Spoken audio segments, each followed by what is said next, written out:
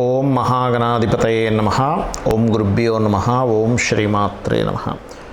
ప్రేక్షకులకి ఆ లలితాంబిక అమ్మవారి అనుగ్రహం పరిపూర్ణంగా కలగాలని కోరుకుంటూ మనం ఈరోజు చెప్పుకోబోయేటువంటి టాపిక్ ఏమిటంటే 12 లగ్నాల వారికి కూడా ఏ గ్రహం పాడైతే ఎటువంటి ఇబ్బంది వస్తుంది, ఏ గ్రహం ఎటువంటి పరిహారం చేసుకుంటే మీకు ధన సంబంధించిన విషయమా, లేకపోతే లైఫ్లో ఎదగలేకపోవడమా, వృత్తా, వ్యాపారమా, సంతానమా, వివాహమా అనేటువంటిది ఒక్కొక్క దాని గురించి తెలుసుకుందాం. అందులో మరి ఇవేమీ లేని వాళ్ళు ఉంటారు, జాతచక్రం తెలియని వాళ్ళు, నక్షత్రం రాశి తెలియని వాళ్ళు, వాళ్ళకు కూడా ఏం చేసుకోవాలనేది వీడియో ఆఖరిలో చెప్తాను. వీడియో ఆఖరి వరకు చూడండి. మీన లగ్నము, మీన రాశి, ముఖ్యంగా లగ్నమే చూసుకోండి.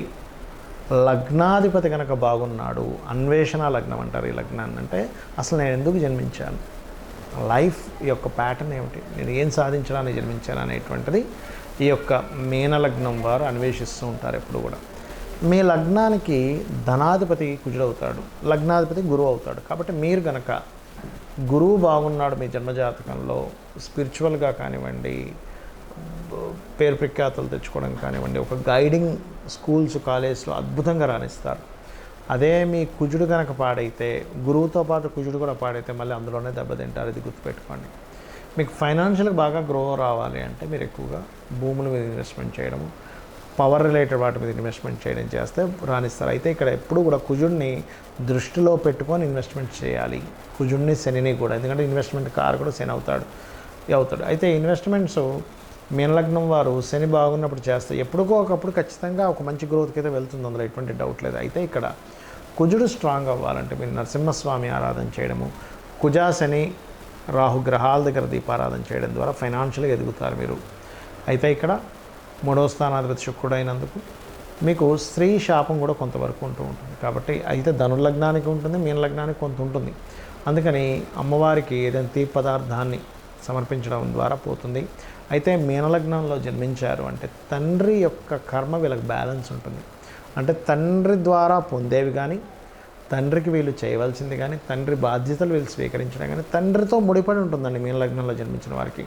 ఆ ప్యాటర్న్ చాలా డిఫరెంట్గా ఉంటుంది. తండ్రితోనే ఎమోషన్స్, తండ్రి ద్వారానే బాధ, తండ్రి ద్వారానే ఆనందం, అన్నీ కనెక్ట్ అయి ఉంటాయి. అందుకని మీరు పొరపాటును కూడా పూర్వజన్మల్లో ఏదైనా కర్మ చేసినప్పుడు తండ్రితో గొడవ వస్తే పడకూడదు. దయచేసి సూర్యుడిని నమస్కరించుకొని, స్వామి నా కర్మ తొలగిపోతుంది అనుకోండి మీన లగ్నంలో జన్మించిన వారు. అయితే మీన లగ్నంలో జన్మించిన వారికి గొప్ప యోగం ఏంటంటే చాలా ఫాస్ట్గా ఆలోచించగలుగుతారు, చాలా క్విక్గా ఆ సమాధానం వస్తుంది వాళ్ళకి. అందుకని చంద్రుడి స్థితిని బాగుంటుండాలి. ఎంత మెడిటేషన్ చేసుకుంటూ ఉంటే మీ నిర్ణయాలు అంత గొప్పగా ఉంటాయి, మీ సంతానం ద్వారా కూడా అంత గొప్ప యోగం ఉంటుంది.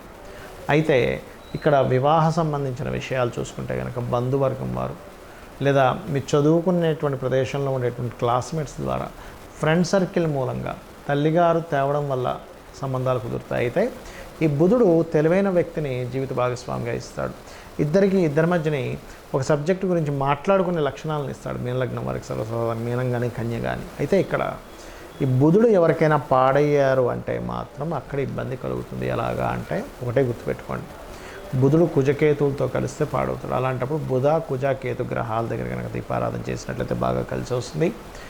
అయితే ఇక్కడ పర్టికులర్గా మీరు ఏదైనా కానీ ఎవరికైనా గైడ్ చేయడము, టీచింగు, ట్రైనింగ్స్, అకౌంట్స్, వీటిలో బాగా కలిసి రావడం జరుగుతుంది. ముఖ్యంగా రాజరాజేశ్వరి అమ్మవారి ఆరాధన చేయండి, మీ పూర్వజన్మ కర్మ తగ్గుతుంది. సూర్యుడికి అర్ఘ్యం వదులుతూ ఉండండి, ఖచ్చితంగా మీ కర్మ అనేటువంటిది తగ్గుతుంది. వీటితో పాటు చాలామందికి ఉన్నటువంటి అపోహ కానివ్వండి, కొంత ప్రభావం దాని మీద ఉండుంటూ ఉండదని కాదు. ఏలినాడు శని ప్రభావం ఉంది అందుకే నా లైఫ్ ఇలా అయిపోతుందని, లేకపోతే సర్పదోషం ఉందని, లేకపోతే పితృదోషం ఉందని, ఇట్లాంటివన్నీ భయపడుతూ ఉంటారు. కానీ ఒకటే గుర్తుపెట్టుకోండి, మీకు నిజంగా సర్పదోషమే ఉంది. అసలు అది ఎలా చూసుకోవాలి?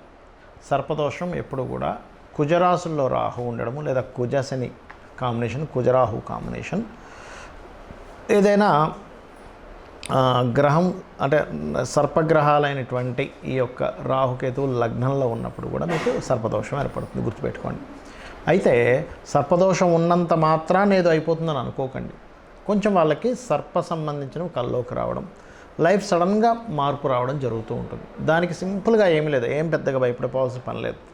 మీరు చక్కగా కాళహస్తికి వెళ్ళండి, ఈశ్వరుణ్ణి దర్శనం చేసుకోండి, అక్కడ పరమేశ్వరుడు దర్శనం చేసుకోండి, రాహుకేతు పూజ చేసుకోండి, క్లియర్ అయిపోతుంది. లేదా అంత దూరం వెళ్ళలేము, చక్కగా మీ ఇంటి దగ్గర ప్రతిష్ట ఉంటుంది, నాగప్రతిష్ఠ చేసిన ఉంటాయి, రావి చెట్టు చుట్టూ ప్రదక్షిణం చేసి ఆ ప్రతిష్ఠ మీద పసుపు కుంకుమ గంధం కలిపినటువంటి నీటిని అభిషేకంగా వేయండి, సరిపోతుంది.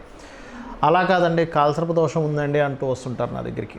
అసలు కాలసర్ప దోషమే ఉండదు ఆ జాతకాల్లో. ఇంకోటి ఏంటంటే కాలసర్ప దోషం కాలానికి అప్లై చేయమన్నారు, జన్మజాతకానికి కాదు.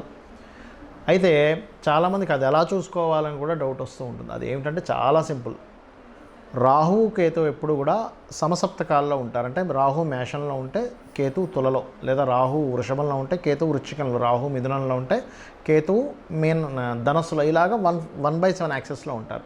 ఇలా రాహుకేతువులు ఉదాహరణకి మేషంలో రాహు తులలో కేతు ఉంటే వన్ సైడ్ అంటే మేషం నుంచి తుల మధ్యలో అన్ని గ్రహాలు పడ్డం, లేదా ఇటు మేషం నుంచి ఇటువైపు అయినా అటువైపు అయినా అన్ని ప్లానెట్స్ ఒకవైపు పడిపోయి ఈ రాహుకేతులు వన్ సైడ్ ఎటువంటి ప్లానెట్ లేకపోతే దాన్ని కాలసర్పదోషము అంటారు. అన్నిటినీ కాలసర్పదోషం అంటారు. చాలామంది తెలియక అసలు తెలియని విషయాలకి ఇది కాలసర్పదోషం ఉందని చెప్తే పాపం అది పట్టుకొచ్చి ఏమంటే నాకు కాలసర్పదోషం ఉందంటే నా లైఫ్లో నేను ఎదగలేకపోవడానికి కారణం ఇదా అనుకుంటారు. నేను చెప్పేది ఒకటే గుర్తుపెట్టుకోండి, 140 దేశాల యొక్క ప్రెసిడెంట్ల జాతకాలను నేను చూశాను.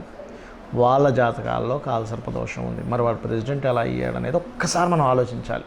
అంటే కాలసర్పదోషం ఏమీ కూడా మనల్ని ఏమీ ఆపేయదు.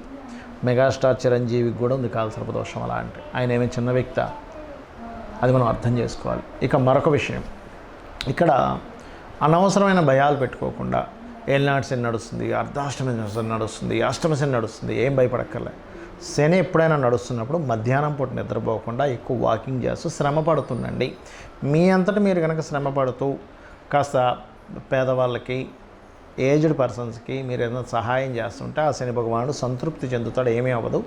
శనివారాలు తైలాభిషేకం చేసుకోవడము, నువ్వులుతో తయారు చేసినటువంటి ఉండల్ని పంచడము, లేకపోతే నువ్వులు దానంగా ఇవ్వడము, ఇవి కనుక చేస్తే చాలు, ఇంకేం అక్కర్లేదు. ఆటోమేటిక్గా అంతా క్లియర్ అయిపోతుంది. ఏలినాటి శని, అర్ధాష్టమి, అష్టమ శని సమయాల్లోనే సీఎంలు పిఎంలు అయ్యారు. నరేంద్ర మోడీ గారు కావచ్చు, జగన్ కావచ్చు, మన చంద్రబాబు నాయుడు గారు కావచ్చు, స్వర్గీయ ఎన్టీ రామారావు గారు కావచ్చు, ఈ సమయాల్లోనే అయ్యారు. గుర్తుపెట్టుకోండి. అంటే శని ఏమి మనల్ని ఎదగడానికి ఎక్కడ ఆపడు, శ్రమనిస్తాడంతే.